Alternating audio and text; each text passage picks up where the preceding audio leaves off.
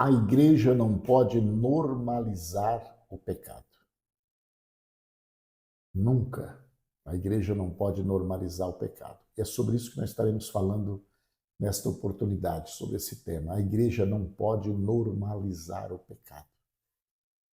Deixa eu falar para você que eu estou aqui todos os dias, de segunda a sexta-feira, falando do amor de Deus. E você é bem-vindo comigo. Fica comigo até o final. Hoje, primeira carta do apóstolo São Paulo aos Coríntios, capítulo número 5, de grande relevância esta palavra. E eu fico aqui 10 minutinhos e você pode ficar comigo aqui. Será uma benção.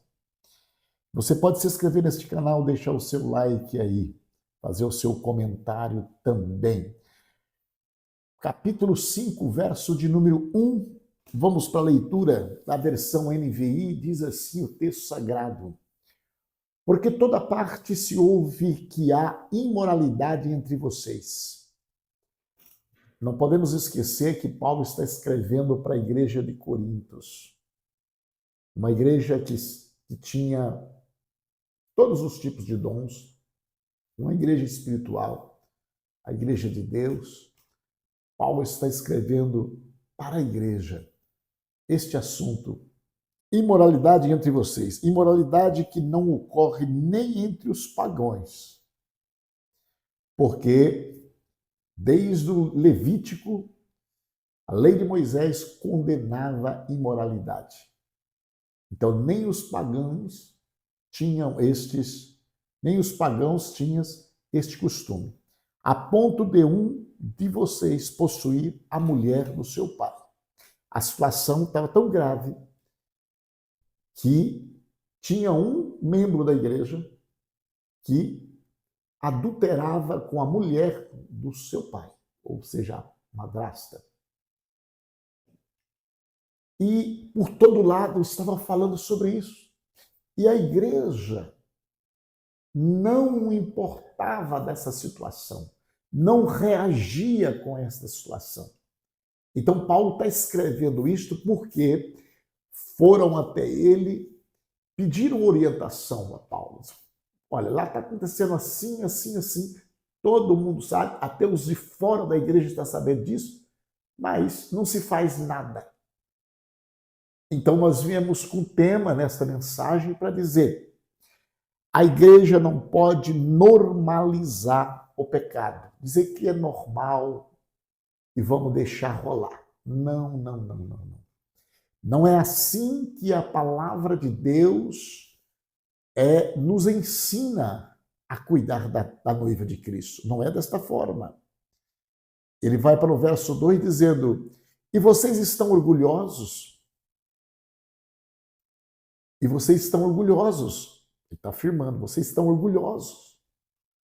Não deviam, porém, estar cheios de tristeza e expulsar da comunhão aquele que fez isto? Paulo não está ali escrevendo para quem está no pecado de adultério, mas está escrevendo para quem está no pecado por não agir pelo pecado de adultério. Então ele diz, em vez de vocês estar tristes, já ter expulsado essa pessoa da comunhão, tirado do meio da igreja, vocês estão se orgulhando ainda? Porque a igreja estava explorando dons espirituais, a igreja estava se orgulhando pelas suas atividades, pelos seus cultos bonitos, pelas suas luzes bonitas, pela multidão. Ela estava se gloriando pela ser impacto na cidade. E Paulo está dizendo, nada disso tem valor se vocês não cuidarem do pecado que está filtrado dentro da igreja. Precisa tratar este pecado. Não adianta a igreja ter todo mundo profetizar, todo mundo ter dons, e a igreja não cuidar da sua fidelidade, da sua santidade. A igreja tem que ser pura. O texto termina dizendo, pão sem fermento. Esse é o dever da igreja. Mas no caso de Corinto, Paulo está afirmando aqui, metaforicamente falando, que a igreja estava com fermento. E um pouquinho de fermento vai prejudicar toda a igreja. Então, tira esse fermento do meio da igreja, separa ele, para que a igreja segue sem ser contaminada. Porque se nada faz, daqui a pouco tem outro fazendo, e o líder da igreja não pode mais agir por essa situação, porque se ele deixou um, ele tem que deixar os demais. E as coisas vão ficando cada dia mais complicadas. Então é melhor cortar agora para não ter dificuldade o amanhã.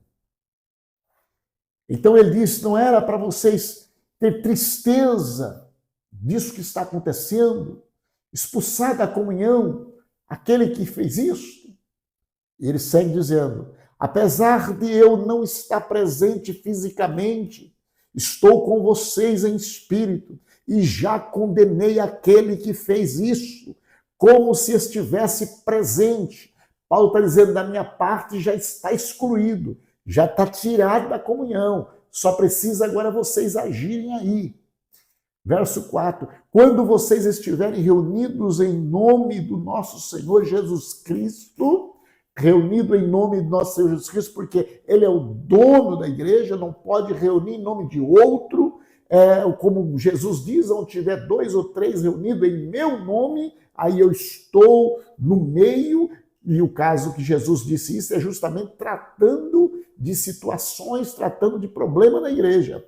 E segue o texto aqui no verso 4, 1 Coríntios capítulo 5, dizendo, estando eu com vocês em espírito, então vocês estão reunidos, Jesus está presente, eu também estou presente em espírito, estando presente também o poder de nosso Senhor Jesus Cristo. Ou seja, estando presente também o poder do nosso Senhor Jesus Cristo. Vocês não estão fazendo isso aí só com vocês, não. Isso não é porque tinha videoconferência, não. Não existia isso. Mas Paulo está dizendo, eu estou orando aqui, eu estou aí.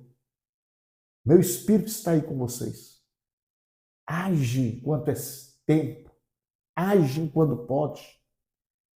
E o verso 5 é o verso mais duro. Diz assim, entreguem esse homem a Satanás. Observa que o texto é tão forte que você está abrindo mão do membro. Está entregando. Satanás leva. Se vira com ele aí.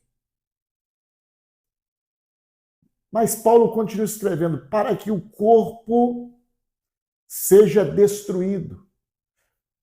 Porque o pecado estava no corpo. Ele pecou contra o templo, contra o corpo, o pecado da carne.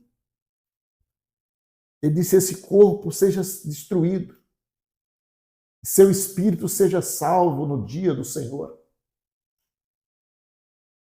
Isso precisa ter um arrependimento lá fora. Talvez pela prova e pelas forças satanistas que vai acontecer sobre a vida desse rapaz. Ele vai cair em arrependimento e alcançará a salvação. Se ele está salvo, se ele realmente nasceu de novo. Então Paulo está pedindo aqui, tira do meio da congregação. Porque não pode ficar no meio da congregação para não contaminar os demais. O orgulho de vocês não é bom. Vocês não sabem que um pouco de fermento, esse sujeito é o fermento, faz toda a massa ficar fermentada, ou seja, por causa do pecado de um membro, toda a igreja ficaria contaminada e fica contaminada. Livre-se do fermento velho, porque sejam massa nova e sem fermento, para que sejam massa nova e sem fermento, como realmente são. Por quê? Porque já foi lavado. Jesus Cristo já fez. Jesus Cristo é o Cordeiro Pascual.